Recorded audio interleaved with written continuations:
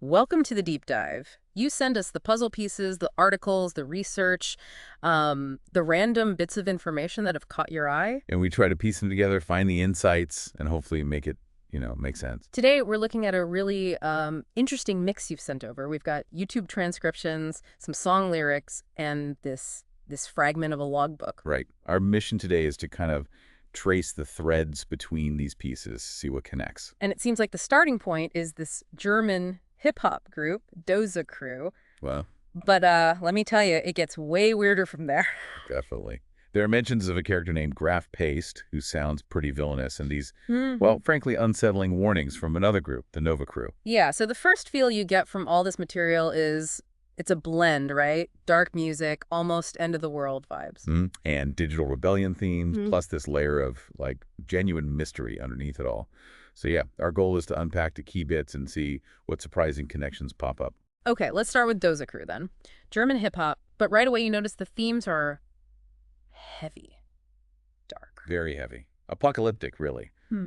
Zombies, societal collapse. It's right there in tracks like Uiger Streifzug. But what struck me is how they pair these incredibly bleak lyrics with beats that are sometimes really energetic almost. I don't know. Kitschy.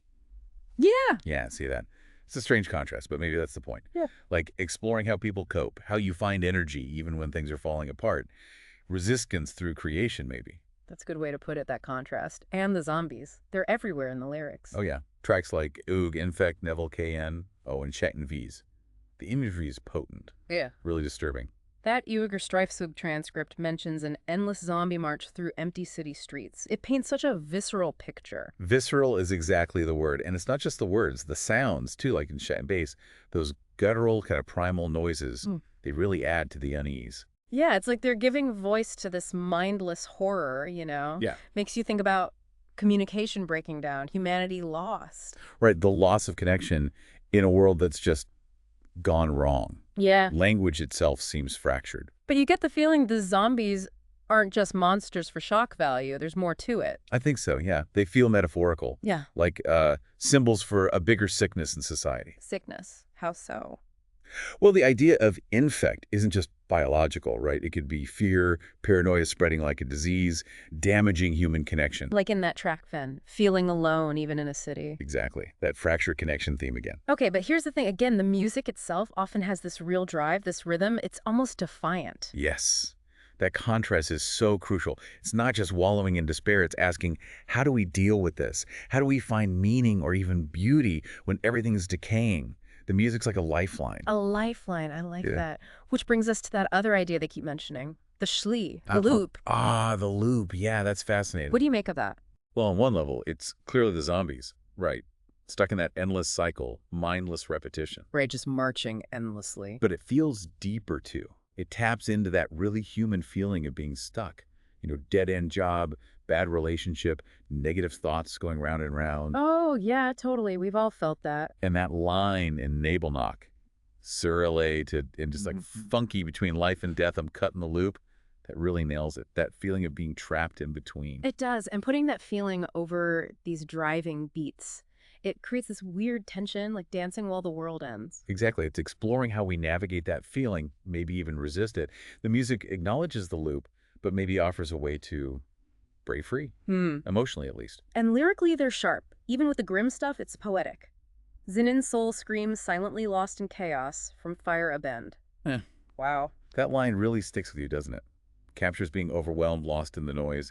And their metaphors, like zombies, is paranoia, and in fact, it works. Do you think their background plays into this? Being German, that history of upheaval in Uiger Streifzug. That's a really interesting angle. There's definitely a history in German art of confronting darkness, destruction, rebirth. Maybe that's part of why they don't shy away from it. Facing the darkness to find some understanding, maybe? Could be. It might explain why the themes feel so universal even if you don't speak German. The anxiety is relatable. Okay, so beyond the apocalypse stuff, that 1187 TRX transcript mentions other things. Sound design, seasonal structures. And those weird Doza Deep Ducks titles. Yeah. What is that about? Sounds like they're not just making standard songs. Seems like it. Maybe spoken word, field recordings, more experimental stuff. using sound itself as part of the story. The titles themselves suggest they're kind of self-aware about it too, blurring lines between the fiction and their own art. Exactly. Very creative, non-traditional approach. And then just standalone titles like Psychotic Surrealist Music Apocalypse. They sound like whole worlds in themselves. They do. And the collaborations mentioned, Damon Pyram, John McOTZ, points to this tight-knit scene, probably pushing each other creatively. Plus, there's even a catalog system in that dosearch.pdf, so organized chaos, maybe? Something like that. But then there's this whole other layer. Technology and rebellion, tracks like Mainframe Revolution. Right. Jailbreak, Gefangen Loop, escaping a digital prison. Seems like it. Mainframe Revolution sounds like digital rebels fighting the system.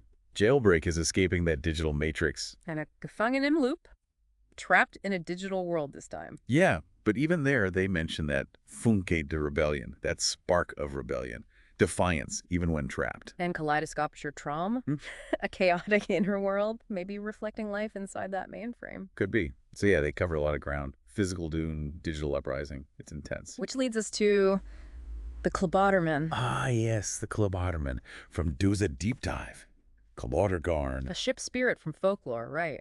Mm. Mischievous. Traditionally, yeah. A prankster, sometimes a protector, linked to ship sounds, warnings, that kind of thing. But Doza Crew updated him. Big time. He's an urban explorer, a warrior, and crucially, digital navigator. A digital navigator, Yeah. master of code, slips through firewalls. Exactly. Which ties right back into that mainframe revolution, doesn't it? Yeah, the transcript even says the crew is im Mainframe gefangen, trapped in the mainframe, so he's their guide. Or maybe a trickster figure within that digital world, someone who knows the system. But maybe not entirely trustworthy. You mentioned a darker side. Well, tracks like Kardar and Verb and Melody hint at that, aligning with the folklore where he could also mean bad luck. So he's complex. Definitely. And that line, Buys Mers, I am a slave to my master, from Klabo Gar. That really makes you wonder who's actually in control in this digital space. Slave to a master. Intriguing. And there was a brief mention connecting him to the Sandman, too. Yeah, another blurring of reality and myth. It just keeps getting deeper. Okay, wow. So now we shift gears to this NVCRW logbook, #001, and graph paste. Right. A completely different vibe, but maybe connected. This logbook introduces Graph Paste as basically the most evil ruler ever. Plunged the world into chaos. Die Welt war verfickt, it says. The world was screwed. Pretty blunt. And it lists all these disasters he apparently caused. Earthquakes, volcanoes, tsunamis. Total apocalypse. And the team trying to stop him. Yeah. Oh boy. Florian, alias GRD, the bottomless botanist pilot, who's always verpelt spaced out. Uh-huh. Due to drug use.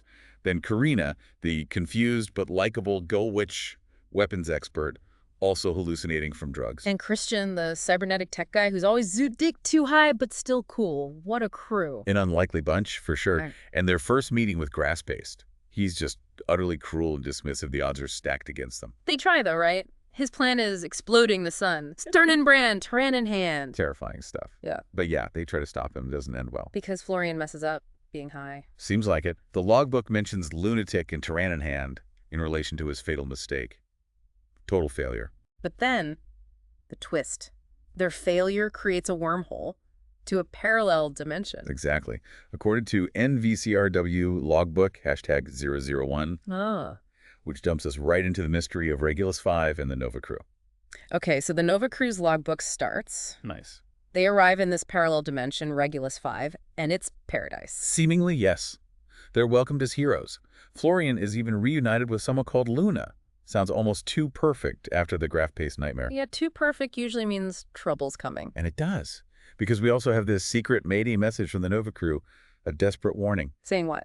Regulus 5 is Eine Falle. Regulus 5 is a trap. They beg the listener to read the logbook carefully. They mention the mainframe again. The mainframe. And they specifically say Luna isn't trustworthy. They mention Giardiso, Florian, and flat out state everything is an illusion. Whoa. So Paradise logbook versus it's all a fake trap Maybait, total contradiction. Right. Instant intrigue.